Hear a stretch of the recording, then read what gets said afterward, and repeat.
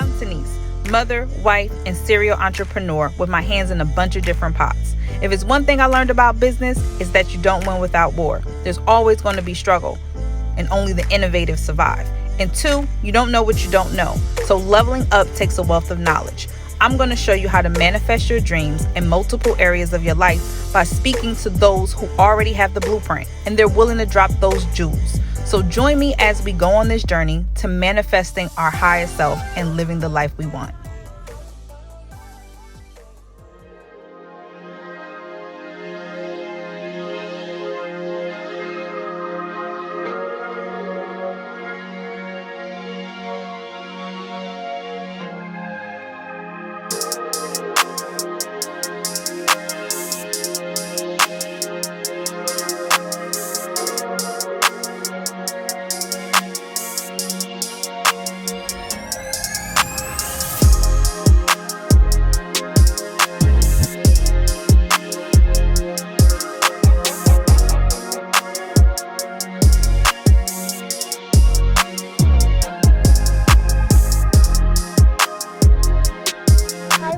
Hi, how you doing? I'm doing well. Thank you for having me at Bare Hand Love Cuisine.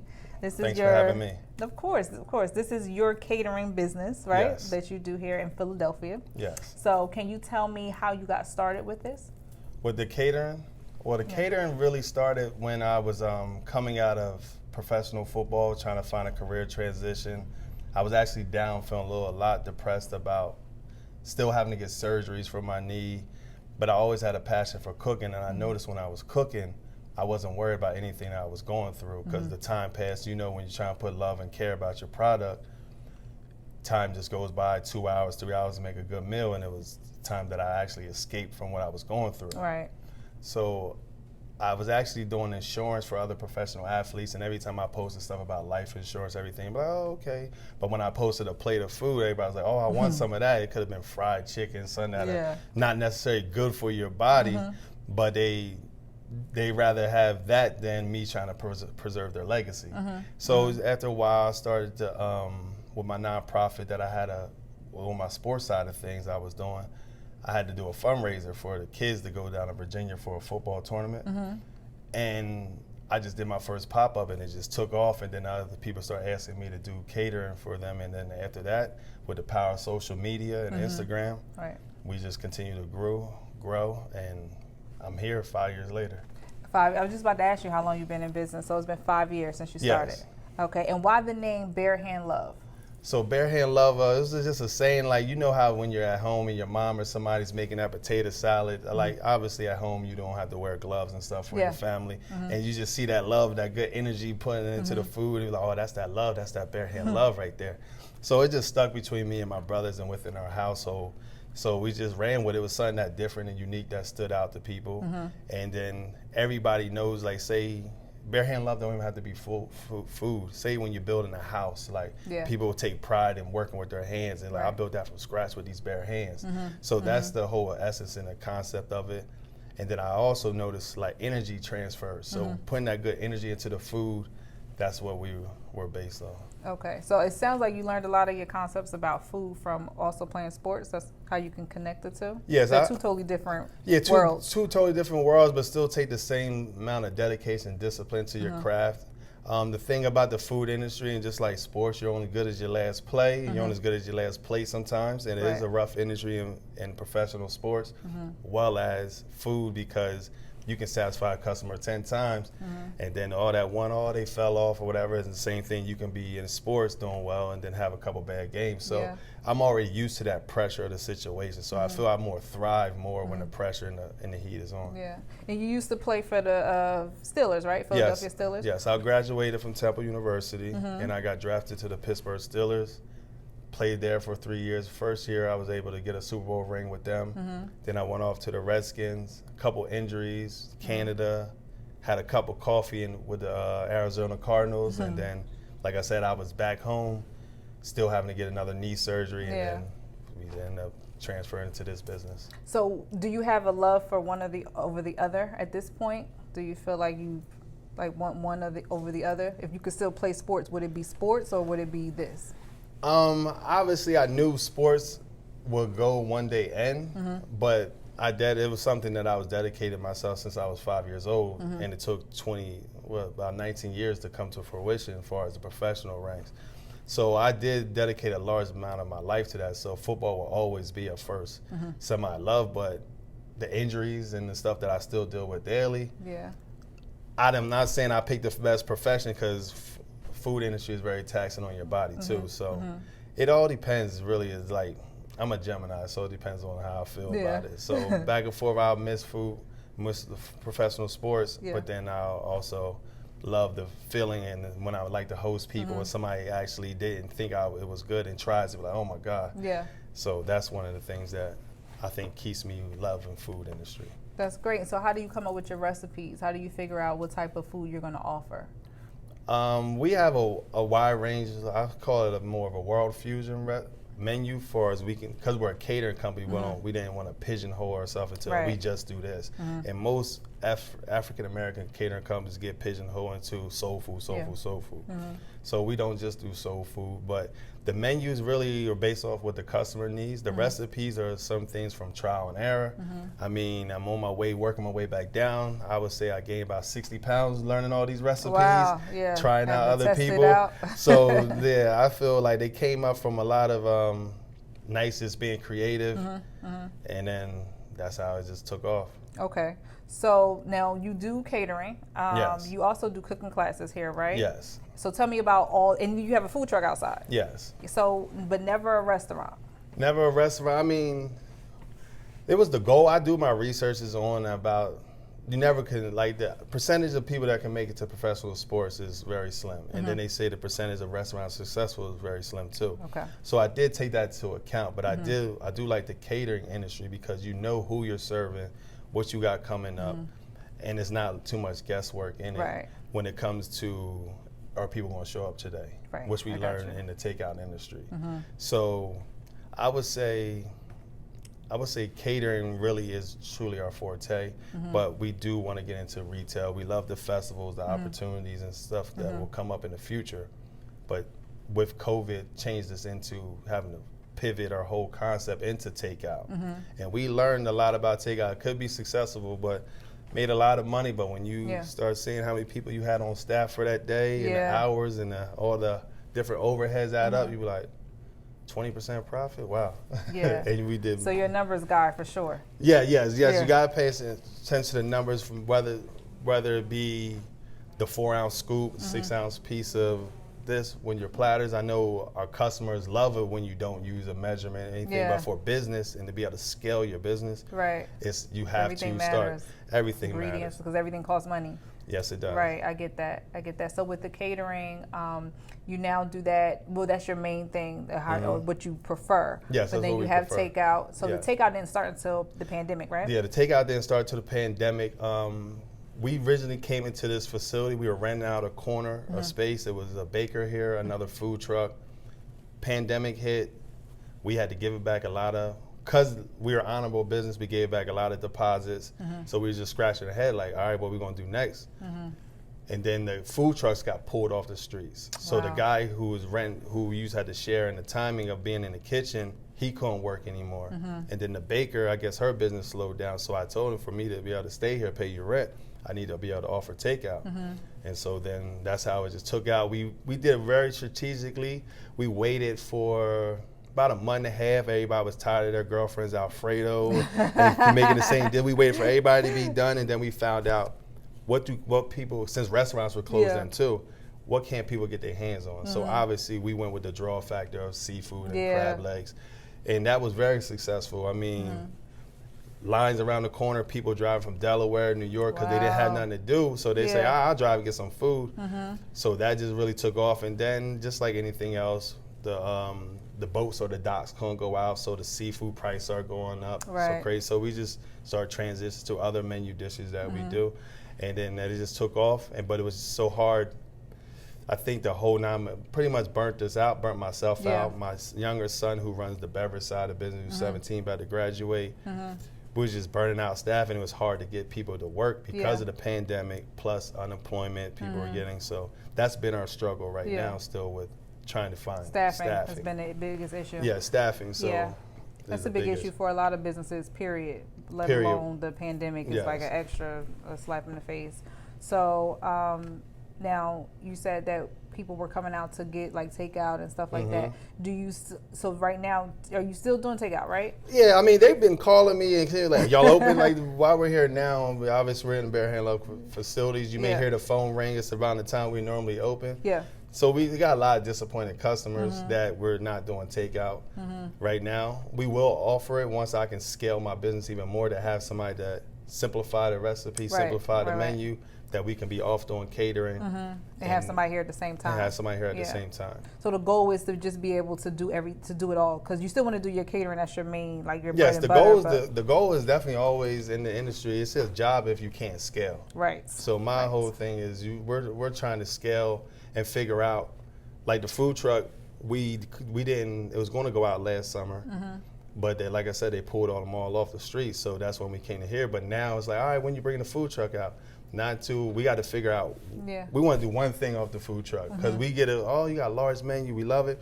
It's not going to work on the food truck. It's going to work. It's not going to work. Space and all that. So with that being said, we went back to the model that we originally came in here, where we're renting out space and time for a 4-hour minimum to people who want to come in and rent the kitchen. We're actually bringing some more meal preppers, some vegan chefs that need to rent it full time and have storage so they can still run their business. So that's us scaling our business right there. The cooking classes, because Wednesdays was a slow day in the business, so we started doing the cooking classes where it was a 3-course meal. They learned one of our signature dishes, agave jerk chicken. That's what we were teaching them. And then they came with a signature beverage for the evening. Oh, that's nice. So it was a nice vibe, because people could only get together in groups of 6. So that became something, we're stuck in the house, something to do. And Wednesdays were slow anyway. So we were doing them throughout the pandemic. So that we have a lot, there's many things that we're like, they're trying to do it all. You have to have multiple streams in this business. So we have product down the line, like for our seasonings and teas that we would like to launch. So that's more the future for our business. But we just can't wait to get back out to large events. Like we have a baby shower, probably prematurely. It's for 100 people this Sunday, set up and everything. So those are the events. Instead of waiting for 100 customers to come one at a time, we love that we get 100 people. We know exactly. At one time, and you set the price, and then you are, ahead of time what you're cooking. You can figure out. I get that, ingredients and everything. I see how it makes more sense. So now I understand why not a restaurant, and why catering would be your first love as far as like what you provide. But I like that you added all these other different services, because I love cooking classes, and I think that could be a really like date night and stuff like that. Could be a really great experience for people. So that's cool. So tell me about your marketing, because I know you're on social media, right? How else do you market? Like, so because you have so many different things, how do you let people know when you have takeout today, or when you're doing cooking classes, or when the food truck is going to be out? All right. So our marketing, like you said, we grew off of social media. Our marketing is predominantly social media. We just started hitting the sponsor tab, but it's really word of mouth. Like the way it really grew during the pandemic, as far as our takeout, and very strategic. That Insta story, repost, tag us in your story, people see it. That really helped. Oh, y'all open. So our social media and word of mouth was our strongest level of marketing that we have done. And really people was capturing the food, capturing a good image of the platter or whatever we were doing that day. So we've really just been sticking to what's been working as far as the social media platforms. So just mainly social media. Do you like collaborate with other like food trucks or businesses to like do bigger events, or? Our collaboration comes when we're, like I said, hands-on but visual. I can see something and recreate it. That's the transferable football skill from being able to have to study a playbook or know what's coming, being able to forecast and just see things. So tell me, speaking of like a trait from football, tell me about your transition. So I know, you left, you said you were injured, and then you decided to do this because it was taking your mind off of certain things. But was the transition like financially, was it crazy for you, or just getting your mind around food as opposed to playing ball? Like, what was that like to, because it's a lot of time, especially with the pandemic, people have to pivot. We got to change direction sometimes because what you thought was working is no longer working. So I just wanted you to touch on that a little bit, like what that transition was like for you. Well, the transition from, like I said, I was playing professional sports, coming from starting a business from scratch. The money's definitely different. Right. It's going to be hugely different because my salary at the time before I left was at $1 million minimum. To you trying to get every little dollar in the food industry, but I'm humble enough to know like I didn't leave the game without stacking some money properly and having some of my 401k and other investments grow that, yeah, we still had cash on hand. So, but it's nothing like getting paid $20,000-$30,000 every 2 weeks. Right. Versus catching a $5,000, $4,000, $6,000, $10,000, looking for a wedding. Yeah. Or $800 a day. Yeah, that's a huge transition because you're still putting a lot of work and effort, but I'm still me with or without, so it don't really affect me differently how much I see that day, I guess. And what type of, like, because you come from a sports world, were you able to get certain clients from there when you got your business up and running? Yes. Right now, we have served the Miami Heat, the players. We serve the Pittsburgh Steelers when they come into town. Right now, one of my main clients, me being a Temple alum and being in their sports alumni Hall of Fame Ring of Honor, the pandemic, they actually kept us surviving these last couple of months because their cafeteria was closed. So it's 130 players, 50 plus staff, 150 that still needed meals, breakfast, lunch, or snack. So we were able to provide. That's almost like a catering. We knew that, all right, we got to make 150 chicken sandwiches today. At the right number, okay, boom. And I'd rather learning about takeout. I prefer mass meals to certain places because it's still similar to catering. So that's really how we survived, by the football alumni association, Temple University, servicing them for the last 2 years, even before the pandemic, but even more so being at their cafeteria was closed. So the football association does help, but I don't like to. As you try to recreate yourself, everybody said, "Why don't you push the football thing more? Why don't you wear your ring?" I'm trying to turn over a new leaf and new hat, but I will start putting that out there more. But I like to try to stand on this. Yeah, I get that. I get that, wanting to start something fresh and not wanting to have to kind of piggyback off of something you did before. But at the same time, I find it intriguing that you have two totally different lanes that you come from, and you've been successful in both. So it's like that's really dope. So now that you are 5 years in with your business and everything is going well, you kind of made it through the pandemic. Hopefully, we're done with COVID. Are there anything that you learned or that you could like takeaways from your experience being in the culinary world? I would say one of the gems is, like I was telling you about measurements. Before we used to be, boom, they need a little more mac. Find out what your recipes are, what they call for, what they yield, and have a true understanding of your costs. That would be the most biggest gem, because most people think they're making money, but then they don't know their costs and they're not staffing out properly. Making sure your business, as we touched on before, is scalable, that you can walk away from it a day or have somebody else run it. Even when you're not there. That calls back to write down your recipes. Most of us self-taught chefs, seasoned to the ancestors, say stop. That has to stop if you want to run a true business, because I get that. You don't want nobody, and you've probably been to a restaurant before or a small place and you look, is such and such back there cooking today? You want to come to Bare Hand Love and don't matter. You don't need to know who's behind this. You just know that the food comes out the same way no matter every what. time. Right. So I would say that's one thing I would have started from the beginning, was writing down all my recipes, knowing exact measurements, so you can rinse and repeat and you can truly scale. So now we're back to the point of this far in, let's go back to the drawing board a little bit just to make sure everything's written down properly so we can not burn ourselves out. Yeah. So where do you see yourself going with Bare Hand Love? We want to continue. The goal is to have a franchisable concept when it comes to just what is one of our main offerings outside of catering, something that we can build up and still return and sell off the concept, but still return some equity ownership in it.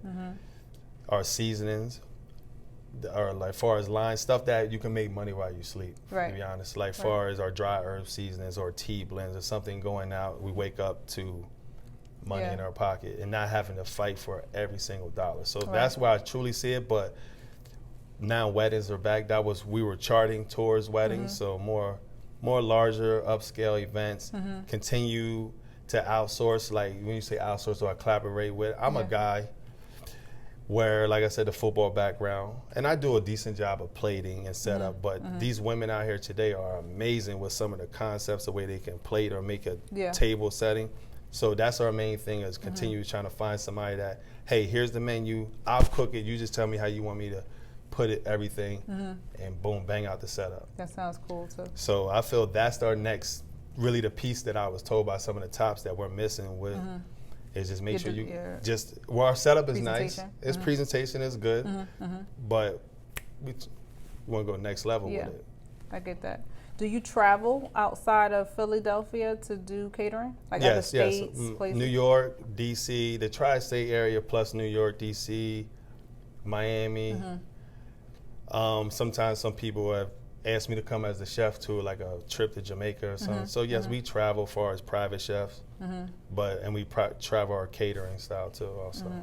Now, to have a catering facility like this, because it's pretty big in here, what do you need? Like, what type of licenses and, you know, what type of credentials that you need to get to acquire to even be in catering? Obviously, you're going to need your business license. You're going to need an LLC. Right. You're going to need to be served safe, you and your staff. So, obviously, somebody here has to always carry a serve safe certificate.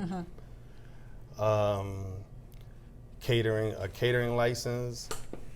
Your insurance has got to be up to par. And really, for the most part, that's it. Is just be able to ready to take on that overhead. You just got to have the traditional things that you need in line to run a business. And just the fact that it's just this, and just be aware of making sure everything stays properly and up to code. Yeah. The equipment was already here when you came in this space, right? The Yes, cooking and equipment?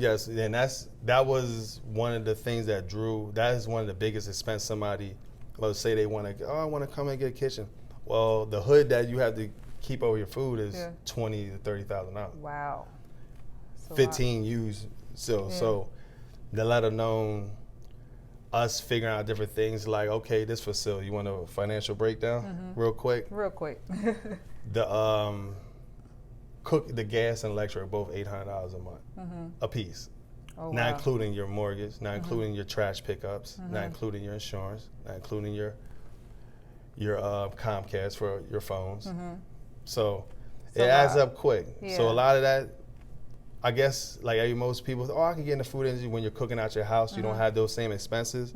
It gets real when you learn, when you got other expenses. That's why we go back to knowing what your recipes call and yield, so you're on top of every cost you have. Yeah, and then you have this, and not only this, but you have the food truck, and that's a whole nother build out. Yes. So that's a lot. There's a lot of expenses. Yes, it's a lot. It is a lot of expenses, but like you said, I still rather this. I consider myself unemployable. I'm an entrepreneur by heart. Football, I was part of a team, but you're still a private contractor.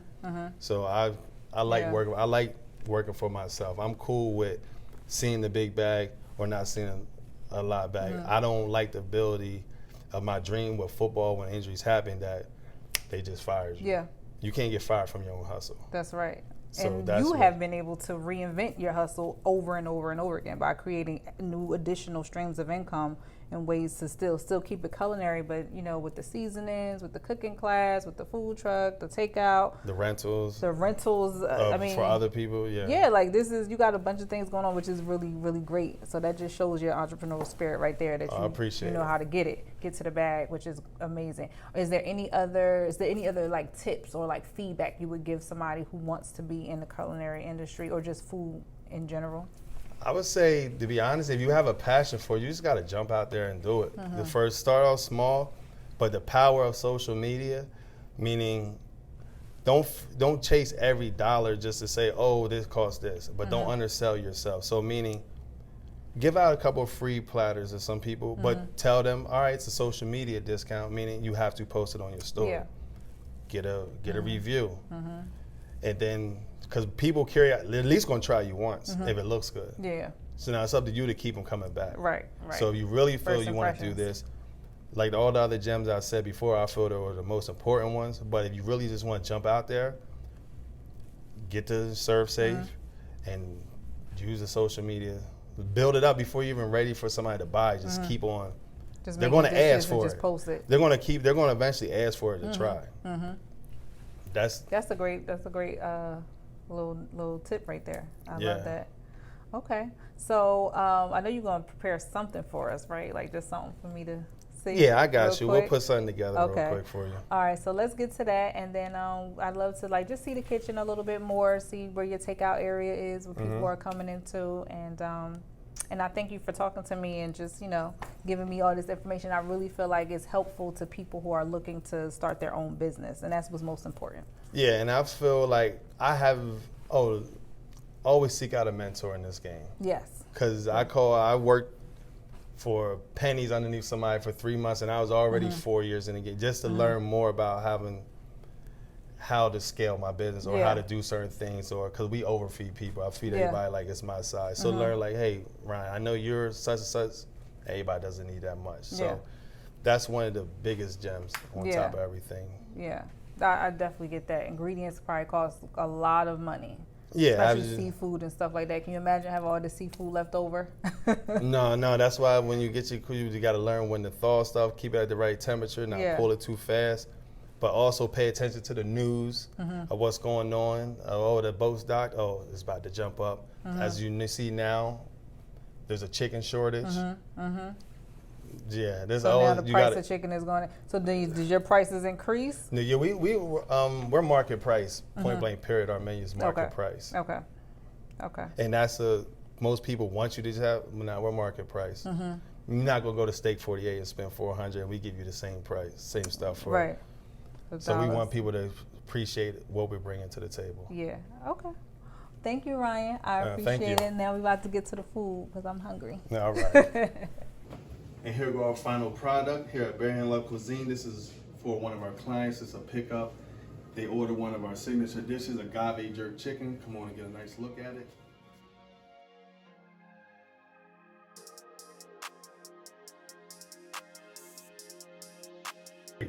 Presentation. Some of our clients are Comcast, Temple University, School of Tourism and Hospitality, and the football team, Thomas Jefferson University. We do small parties, private parties. Some of our clients are artists, but we like to serve just the everyday folks too. That's why we make sure we do our pop-ups, but we like to get them to do micro catering. That's small events for their household. It doesn't have to be a large event. Here, I'm gonna pour some of the butter on it so you can get that shot real quick.